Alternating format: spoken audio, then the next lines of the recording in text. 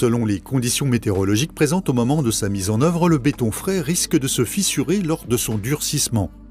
Peu esthétiques, les fissures engendrent également des dommages sur les ouvrages et accélèrent leur vieillissement.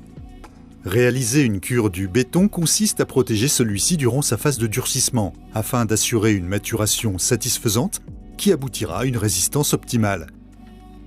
Comment mettre en œuvre le produit de cure du béton ? La façon de réaliser une cure du béton varie en fonction des conditions météorologiques. Pour cela, on appliquera un produit de cure adapté. Pour protéger le béton par temps chaud, on vaporise un voile d'eau sur toute sa surface à l'aide d'un jet à faible pression.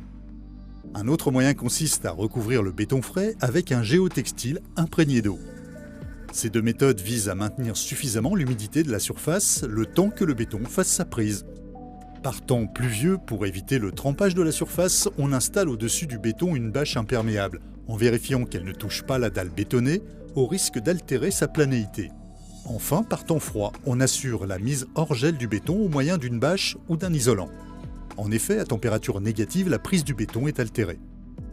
Dans le cas de notre ouvrage, pour lutter contre l'évaporation de surface, nous pulvérisons un produit de cure adapté qui formera à la surface du béton un voile protecteur. Cette membrane a pour rôle d'empêcher l'eau contenue dans le béton de s'évaporer trop rapidement durant la phase de durcissement. La phase d'évaporation de l'eau associée au durcissement du béton est appelée dessiccation.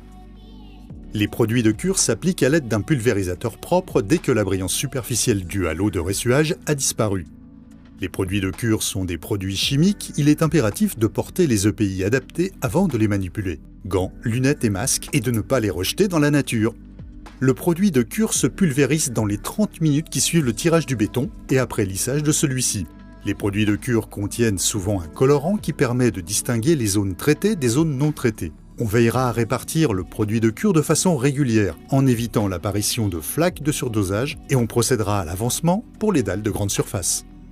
La durée d'application du produit de cure du béton dépend principalement de la température ambiante et de la résistance souhaitée.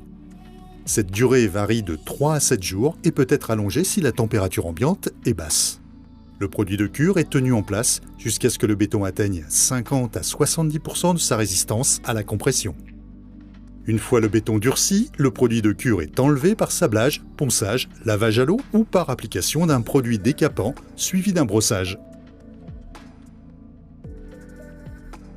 La cure du béton peut être réalisée par différentes méthodes selon les conditions météorologiques. Vaporisation d'eau, mise en place d'un géotextile imbibé d'eau, mise en place d'un isolant ou d'une bâche imperméable, pulvérisation d'un produit de cure.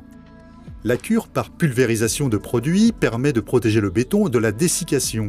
Elle crée une pellicule étanche qui empêche l'évaporation de l'eau contenue dans le béton. Le produit de cure étant un produit chimique, son application nécessite le port des EPI adaptés. La pulvérisation du produit de cure doit être uniforme et sans flaque de surdosage. Une fois le béton durci, le produit de cure doit être enlevé.